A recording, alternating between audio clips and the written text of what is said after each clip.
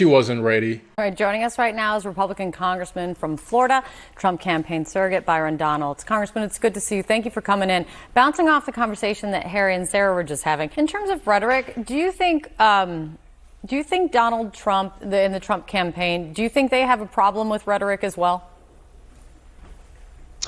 No, and I don't. I think especially in light of the fact that there has now been a second assassination attempt on the life of President Trump, I do not believe so. What we are seeing now is that you do have radical elements of the Democrat Party, people who have been radicalized by the hateful rhetoric from Democrat officials, talking about how he's a threat to democracy, but that's simply not true. Talking about how he wants to bring in Project 2025. We know that is not true. That is a lie. Donald Trump has distanced himself from that. The Heritage Foundation has said he has nothing to do with it, but they say these things anyway. What Donald Trump has been talking about is we're going to fix our borders. We're going to have a great economy again. We're going to get out of these conflicts. We're going to make America great again.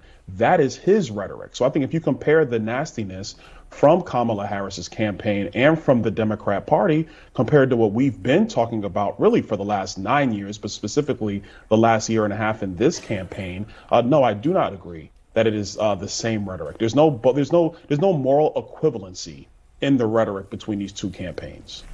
I think any serious person would also say, Congressman, that Donald Trump is a source of heated and dangerous rhetoric over months and years. I mean, even Republicans who support him and are voting for him this election have basically begged him to tone it down. So if Republicans who even support you say that you've got a problem, you need to tone it down, you've got a mayor in Springfield, Ohio saying you guys need to tone it down because we now have bomb threats on schools in our area.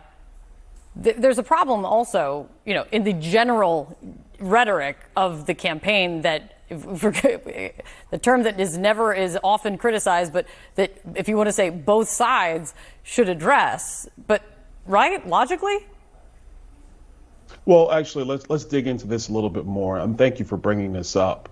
Yes, we've heard from the Springfield mayor, and nobody wants bomb threats or anything like that. Donald Trump and J.D. Vance have been talking about reports coming out of Springfield. J.D. Vance represents the state of Ohio. He's talking about things that his constituents have brought to him. But let's compare that to the fact that Kamala Harris in a debate last week, she lied about Donald Trump's bloodbath comments. Why did she say that? Because she wants to invoke a negative energy around the campaign of Donald Trump, frankly, to affect these undecided voters that we talked about at the top. What does she want to talk about? I mean, Congressman, you and I have gone back and forth a lot about fact checking that can happen. Kate, can you acknowledge that Kamala Harris lied about the Charlottesville comments again? Something that even Snopes has debunked and said is fake news, that it is wrong, that his statements were taken out of context. Those are the direct lies coming from Kamala Harris.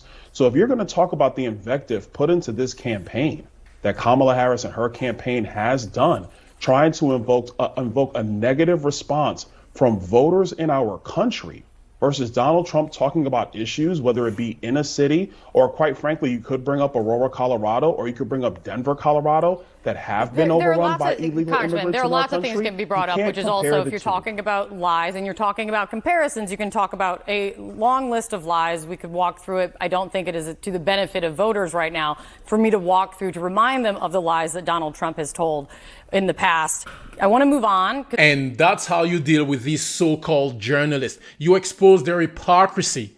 Bro, these are the same type of people who allowed Kamala Harris to lie during the debate with Donald Trump, especially when she said that Donald Trump called for a bloodbath if he doesn't get reelected, knowing dang well that he was talking about the auto industry, bro. But she just lied like that. You let me know what you think about this in the comment section. God bless Byron Donald. God bless you and your family. Catch you on the next one. Fake news.